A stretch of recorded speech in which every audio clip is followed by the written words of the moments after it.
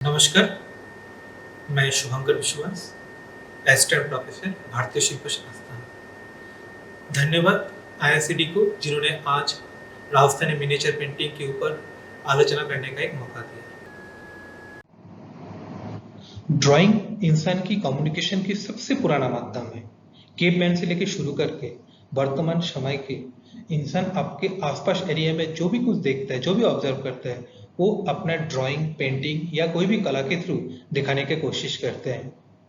समय के साथ साथ, जगह के साथ साथ ये कला परिवर्तन होते गए, जिसको हम लोग शैली या स्टाइल या घराना बोलते हैं। आज हम लोग ऐसे घराना के लेके बात करेंगे जिसको हम लोग बोलते हैं राजस्थानी लघु चित्र या राजस्थानी मिनिएचर पेंटिंग।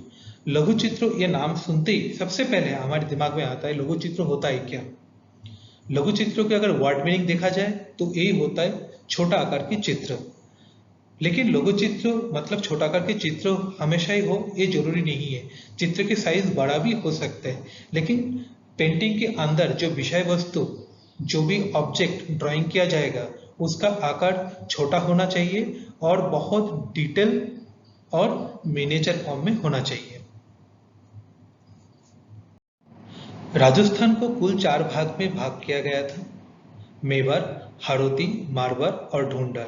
इस 4 भाग में जो भी शैली डेवलप हुआ था वो सब मिला के राजस्थानी लघु चित्र बना था। आज हम लोग बात करेंगे मेवाड़ और हाड़ौती शैली के बारे में। मेवाड़ और हाड़ौती शैली में जो शैली डेवलप हुआ था वो है मेवाड़ शैली के अंदर नाथद्वारा शैली, उदयपुर शैली और चावंड शैली। हाड़ौती शैली के अंदर कोटा शैली, बूंदी शैली और झालावाड़ शैली। अब हमारी शुरुआत मेवाड़ शैली से हम लोग करेंगे। मेवाड़ शैली से इसलिए हम लोग शुरुआत कर रहे हैं क्योंकि राजस्थानी शैली के अंदर सबसे पुराना शैली मेवाड़ शैली को माना जाता है। इसका शुरुआत हुआ था 16th सेंचुरी में। राजा जगत सिंह वन के टाइम में मेवाड़ शैली इसका चरम सीमा में पहुंचा था।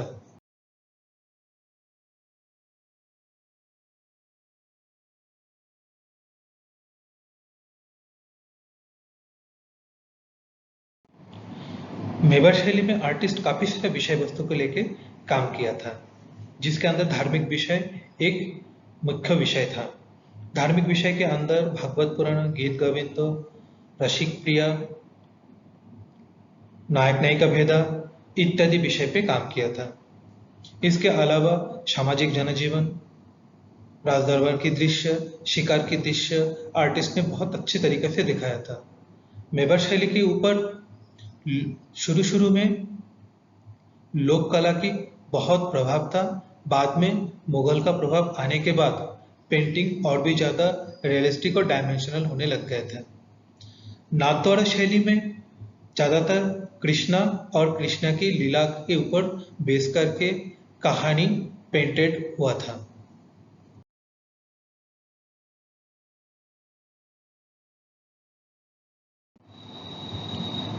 कोई भी घराना या स्टाइल को अगर हम लोग ध्यान से देखें तो एक दूसरे घराना के साथ काफी सारा अंतर हम लोगों को नजर में आता है, जिसको उस घराना की कैरेक्टरिस्टिक बोला जाता है।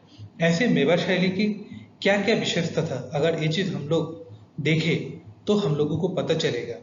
जैसे नर नारी की विशेषता, मेवाड़ शैली में नर नारी की अगर चेहरा का हम लोग देखें तो उसका जो फेस थोड़ा सा राउंड शेप में होता था, नाक जो है थोड़ा लंबा और पॉइंटेड, आंख मछली जैसे, और इसका जो हेड है बॉडी के हिसाब से थोड़ा सा बड़ा होता था, जो देख के अच्छे से पता चलता है जो लोक कला के प्रभाव। वस्त्र और वेशभूषा,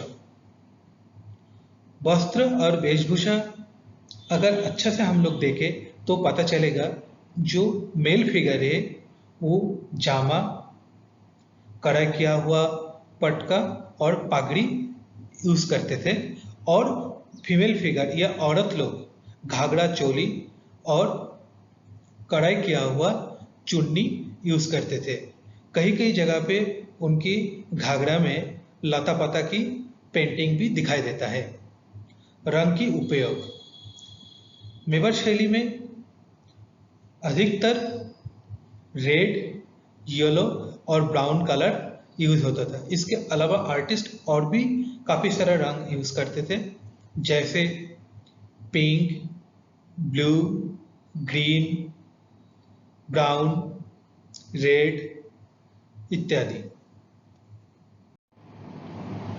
मेवाड़ शैली में प्राकृतिक दृश्य को बहुत अच्छी तरीके से आर्टिस्ट ने दिखाया।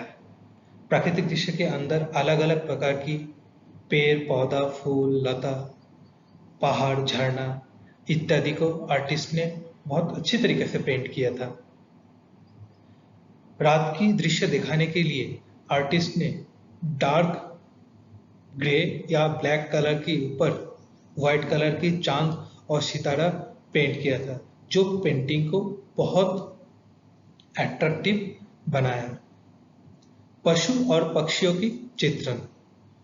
पशु और पक्षियों के चित्रण में मुगल और यूरोपियन प्रभाव बहुत अच्छे से पता चलता है। घोड़ा, हाथी और कुत्ते के चित्रण में उसका जो डायमेंशन आर्टिस्ट लोगों ने डाला, जो एक रियलिस्टिक ड्राइंग, वो देख के पता चलता है इसके ऊपर मुगल और यूरोपियन प्रभाव कितना ज्यादा था। आर्किटेक्चर। आर्किटेक्चर के ऊपर मुगल प्रभाव बहुत ज्यादा पता चलता है। किला और हवेली के ऊपर जो गुंबज, बड़ा बड़ा आकार की जो दरबार की दृश्य, महल की बाहर दीवार पे मार्बल और ईंट की प्रयोग से इसके ऊपर मुगल प्रभाव क्लियरली पता चलता है। आम जनजीवन। मेवाड़ के आर्टिस्ट राज परिवार की पोर्ट्रेट, दरबार की दृश्य, अंदर महल की दृश्य के अलावा आम जनजीवन को लेके भी काफी सारा पेंटिंग किया था, जैसे आम आदमी की लाइफ, नाच, गाना, जुलूस इत्यादि। वर्तमान समय में ट्रेडिशनल मेवाड़ शैली की हिसाब से बहुत ही कम आर्टिस्ट है जो अभी काम करता है।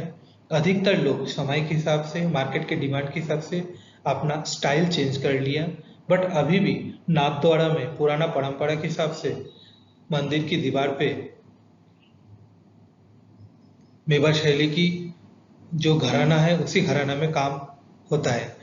कोई कोई आर्टिस्ट मार्केट की डिमांड के हिसाब से synthetic colour, water colour, gold, silver colour painting में यूज करने लग गए।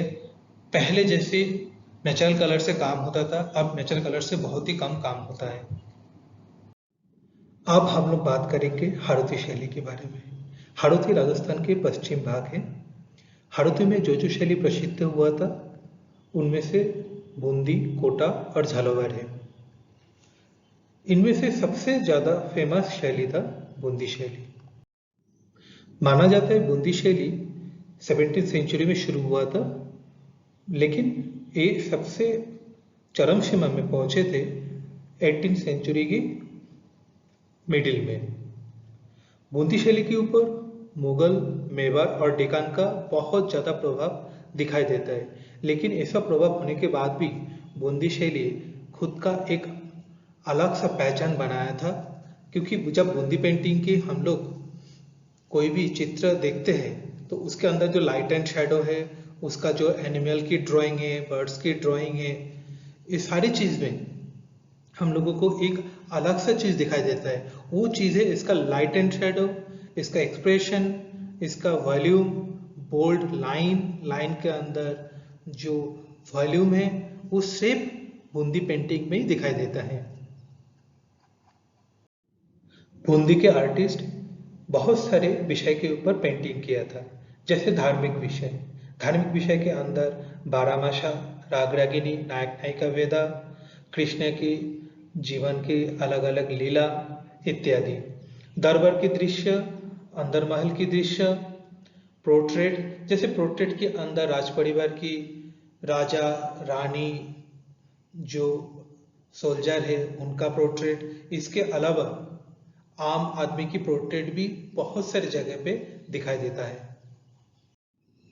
इसके अलावा प्राकृतिक दृश्य, आम जनजीवन, शिकार के दृश्य भी प्रधान विषय वस्तु था बूंदी पेंटिंग का। बूंदी पेंटिंग की शिकार के दृश्य इतने अच्छी तरीके से आर्टिस्ट ने दिखाया जो दूसरा कोई मिनिएचर पेंटिंग में बहुत ही कम दिखाई देता है। बूंदी शैली की विशेषता, नर-नारी के चित्र। बूंदी पेंटिंग में नर-नारी के चित्रण में नर या नारी की जो फेस है वो बॉडी के हिसाब से मेवाड़ शैली जैसे बड़ा दिखाई दिया, इस जिसके थ्रू पता चलता है जो बूंदी शैली के ऊपर मेवाड़ की प्रभाव कितना था। इसके अलावा इसका जो आँख है परवल जैसे दिखाई दिया, नाक थोड़ा सा लंबा और पॉइंटेड था, चिन कॉम्पेरेटिवली छोटा था, फेस शुरू में गोल आकार का होता था बट बाद में मुगल प्रभाव होने के बाद कई जगह पे लंबा फेस भी दिखाई देता है। रंगों का प्रयोग, बूंदी पेंटिंग में काफ़ी सारा चमकदार रंग यूज होता था जैसे orange, red, yellow, blue, green, black, white, gold, silver इत्यादि। पेड़ पौधा की चित्र, बूंदी पेंटिंग के आर्टिस्ट पेड़ पौधा को बहुत अच्छी तरीके से डिपेक्ट किया। अलग अलग पेड़ का जो कैरेक्टर है उसका कलर, उसका पत्ता के शेप के थ्रू बहुत अच्छे तरीके से पेंटिंग में यूज किया है। बूंदी पेंटिंग में केला का पेड़ बहुत सारे जगह पे यूज होते हुए दिखाई देता है जो बूंदी पेंटिंग में एक विशेषता प्रदान करता है। पशु और पक्षी के चित्र, बूंदी के आर्टिस्ट पशु और पक्षी को बहुत अच्छी तरीके से पेंटिंग में दिखाया जो और कोई भी राजस्थानी मिनिएचर हो या कोई भी मिनिएचर पेंटिंग हो जिसमें इतना अच्छे तरीके से दिखाई नहीं देता है।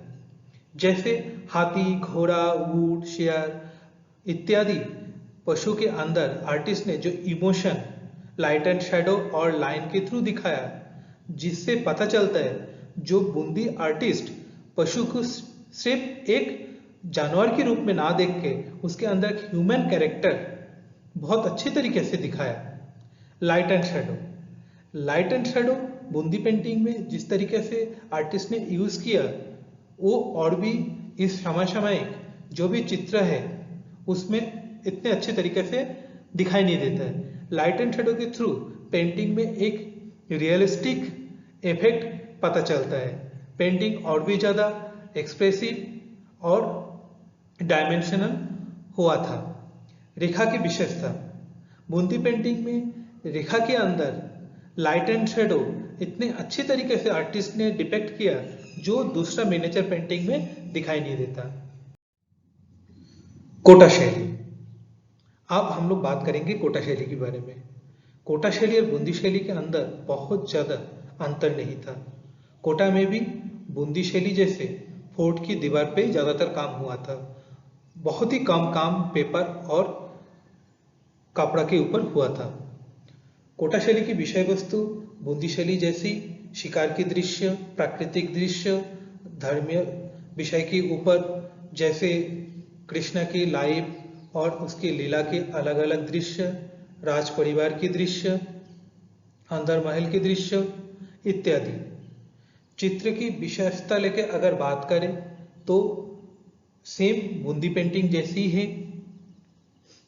शिकार की दृश्य कोटा पेंटिंग में बहुत ज़्यादा फेमस था क्योंकि कोटा और बूंदी जिस क्षेत्र में था उसी जगह पे ज़्यादातर जंगल और अरावली पहाड़ होने के कारण वहाँ पे शिकार बहुत ज़्यादा प्रसिद्ध था, जिसके कारण अलग अलग जगह से राजा यहाँ पे शिकार के लिए आते थे और जिसकी प्रभाव आर्टिस्ट ने उनकी पेंटिंग में दिखाया।